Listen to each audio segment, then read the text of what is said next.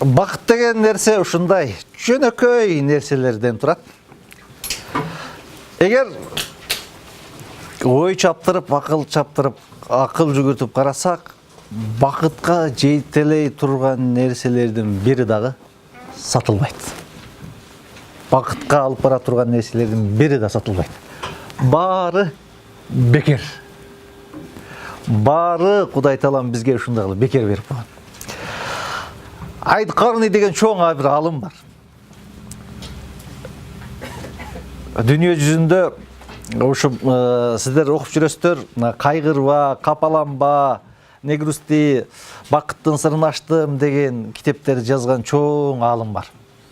Ошол адам айтат, мен ушул 40 жылдык, 50 жылдык өмүрүмдө ушу бакытка жетүүнүн жолун издедим дейт. Көрсө дейт, бакыт бир эле сөздөн турат экен дейт. Ыраазы бол, бактылуу болосуң. Ушул эле сөздөн турат экен дейт.